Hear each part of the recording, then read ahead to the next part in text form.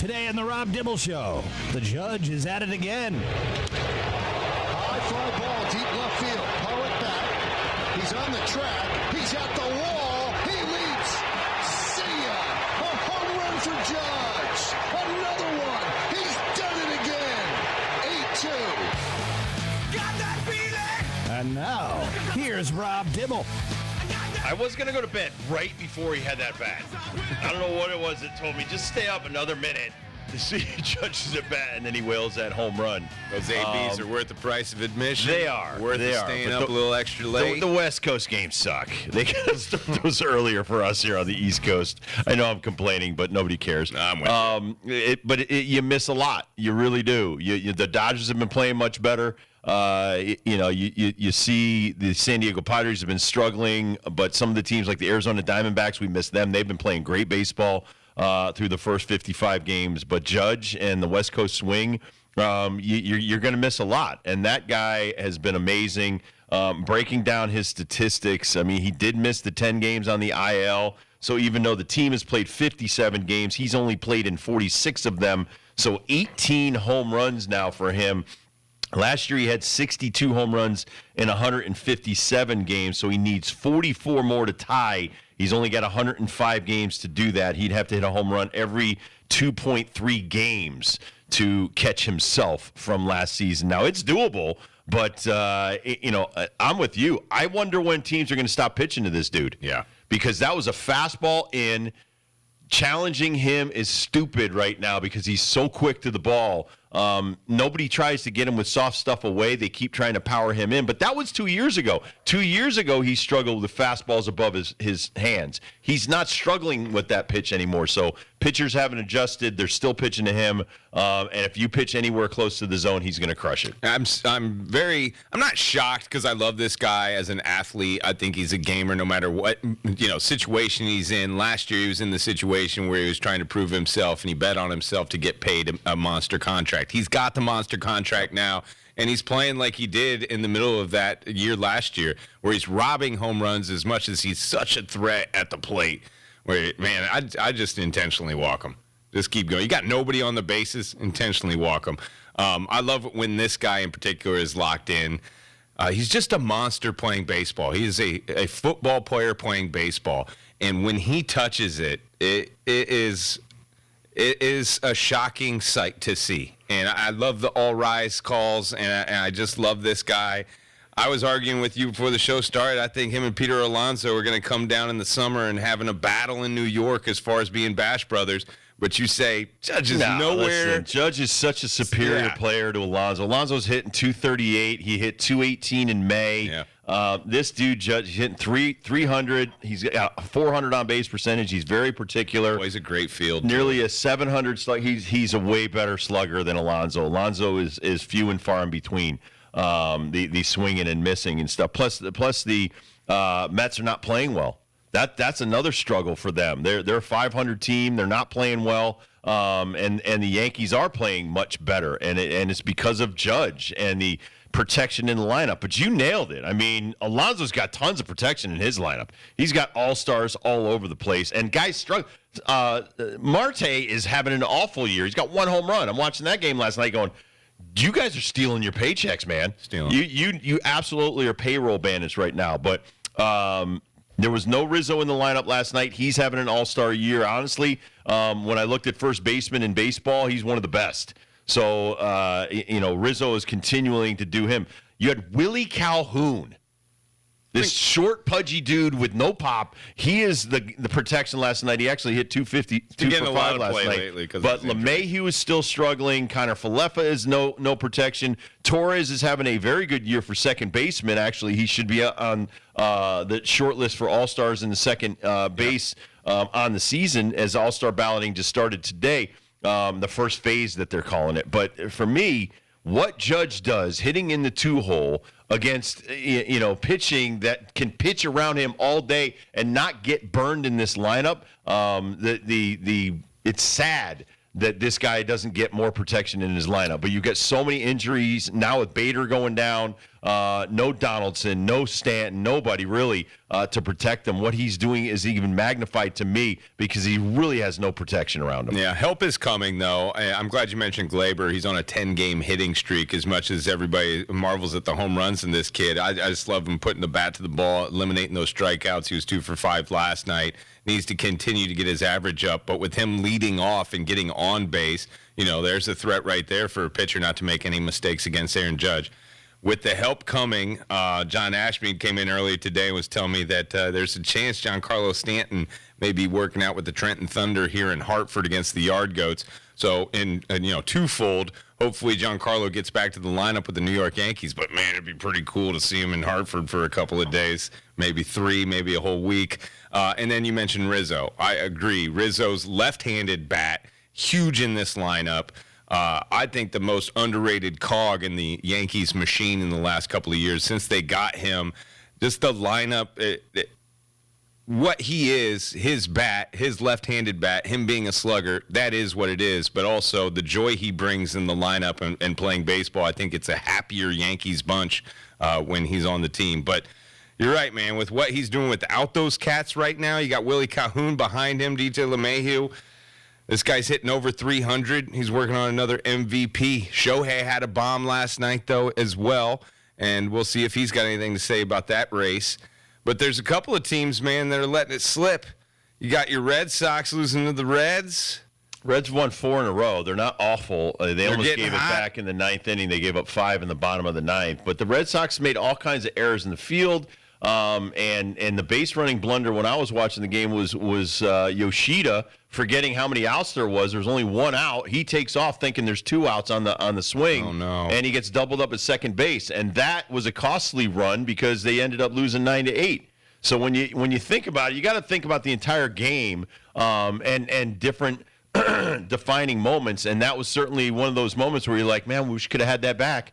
And those are just the little things on the day-to-day grind with baseball that get magnified. But, listen, the Red Sox, it's conundrum. They've got decent pitching, but not great pitching.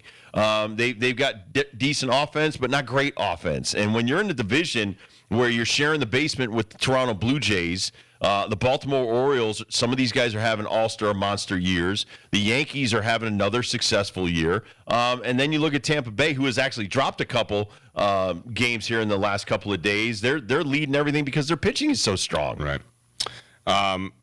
Couple afternoon games today. Another one I want to get to, Braves losing to the A's. That's crazy. We were talking about that before the show started. Afternoon baseball today. Texas will be at Detroit. Tigers leading that one. It's getting late in that game. Top 7. They're leading that one 3-1. White Sox are hosting the Angels. Angels all over them already. 6-1 in the top of the 4th. Also, my Cubbies, who beat McClanahan and the Rays last night, 2-1. You're welcome, the rest of the AL East. They're on top of the Rays once again here in the 4th inning, 2-0. And then Baltimore, Cleveland just got underway, and Atlanta and Oakland is about to start their game as well. Well, they've dropped, the Braves have dropped 6 in the last 10 and really 4 in the last 5 games. They dropped the last 2 out of 3 to the Phillies. They lost the first 2 in this series with Oakland. I mean, listen, you go through periods where you're up and you're down. It's starting to get a little bit warmer. Some of the pitchers might be dragging a little bit, and they're letting some of these teams, because the A's in that first game scored 7 runs. With this Braves pitching staff giving up that many, obviously they weren't feeling the West Coast thing. I've told you about this. The Red Sox, Yankees, some of these teams that have to go from the East to the West, it sometimes is a disaster. So the start of their West Coast swing for the Braves right now, losing the series overall, even if they are to win this game that starts at 3:37, that's not the way you want to start that West Coast road trip if you're the Braves. So we got some news this afternoon in UConn world. Isaiah Newton is going to stick around and not go into the draft. Tristan Newton. I mixed that up. Isaiah Whaley? Probably. Tristan Newton, thank you. Point guard is going to stick around. Big part of the success last year. Didn't know how high he was going to be drafted if drafted he went at to all. the combine, didn't he? But and he probably saw himself against some of these guys going, yeah, this isn't the year. Sometimes the combine is not just for the NBA, but also the other leagues around the world. And It's all about money. I've been talking to a lot of people on this today. You know, he's going to either increase his draft stock for next year, or he is going to capitalize on NIL, being a college athlete this year or this coming year, and then, you know, see what happens after that. But I think in the world of UConn faithful, of winning basketball games in the Big East, him being a point guard, have some continuity there, running an offense, knowing what Coach Hurley wants, I think it's a huge win today as Newton comes back. Yeah, I mean, listen, he knows the team knows him, so that's a win-win there. I mean, but I also think, you know, how high in the draft is not just the only thing. How long are you going to stay in the league? You know, you see a lot of these former stars that are at UConn that are struggling to make it in the NBA. You probably say, listen, maybe my future is in Europe or somewhere else. Get your NIL money. Get your life started, and then, you know, if you don't have a successful NBA career, you can go to China, you can go to so many places and play. But I think you need a little bit of security, and I think that's a blanket coming off a national championship. I think it's crazy to go in the NBA and not make a team. I mean, that would be a bad business decision. I hate to sound like a fuddy-duddy old school guy right now, but man, wouldn't it be nice to have a college degree as well, just in case this basketball that is really stuff doesn't fuddy-duddy-ish work? Of you. Holy cow. I'm sorry to sound like 1990s. Ray Allen just went back and got it. Ray Allen just did. I saw Jalen Hurts went to Oklahoma and got his second degree. Yep. You know, you can always go back to, and that's the one thing I always tell people, and they bring up school to me. School's great. It's awesome. I hope he stays eligible first and foremost. Listen, I hope he gets A-pluses on all his tests and does whatever he wants and as far as the books go. But yeah, you can always come back after you make $100,000 to $1 million to plus dollars playing basketball. Got another GM that won't be extended with the New York Knicks. So, you know, someone's got to get fired when the team doesn't win, if it's either the head coach or the general manager or the president. And so, again, Scott Perry, he looks like he's going to be looking for work. But what's the big fault here? Because I would say that this guy made a pretty good decision last summer in picking Brunson over Donovan Mitchell. I mean, it played out in the first round. Totally played out the way that Perry would want it to play out. I mean, do you fault him for not getting someone else, that other piece, to go along? Do you fault him for Cam Reddish and R.J. Barrett not to be as mature as they're only 20-something years old, 22, 23 years old. I don't know. I felt like the Knicks in the past 10, 20 years have been mismanaged as far as pieces go, and I think they kind of got it right in the last couple of years. Well, just reading the article here, R.J. Barrett, Emmanuel Quickley, Quentin Grimes, Mitchell Robinson. Now, you could argue, are they great? Some of them could be great down the road. And maybe he didn't want to trade them. What they're talking about here is a GM coming in here and discussing trading some of these guys. Yeah. If you're not, and I say this all the time, even we talk about Jaylen Brown and Jason Tatum yesterday. If you're not winning with what you have to explore options, which is possibly trading one of them or trading some of the other people that other teams may covet and want to go in a younger direction. But if that GM was hell-bent on the guys that he drafted, he's probably a guy that you're like, listen, if you're not going to draft these guys and you're not going to help this team, we're not going to bring you back. And that's, sometimes that happens, that you have to go in a different direction with the GM to go in a different direction with the team. I just felt like they were going in the better direction. Like, for the first time, I agree with you. The Knicks, they're top 6 in the East. That's a legit playoff team. And I hate to say that now where we got 2 play-ins that were in the conference finals and one's going to be in the NBA finals. But still, in the grand scheme of the regular season, the Knicks had a pretty good one. And they were, I thought, better than what they were last year. I thought that they were making steps. They won a playoff series. See what happens when these guys get a little bit older. Maybe we add some free agents, some pieces here and there. But I don't know. I don't know if going a total different direction for the New York Knicks is a good thing this time around. I think it was a couple of years ago, but it does seem like they're in a good path. I don't know the relationship between Tibbs and Perry, though. Maybe that's something, too. That you got to have a good relationship between the head coach and the general manager. That's a must. And you don't know where James Dolan stood on this whole thing. Maybe he that's a good X factor. If the GM was the type of guy that stood his ground to an owner that is flaky, and the owner has the final say, maybe he's just like, listen, I'm tired of listening to your crap. I mean, listen, Joe Girardi got himself fired when he was manager of the year with the Marlins because he and the owner argued back and forth, even on the field during games.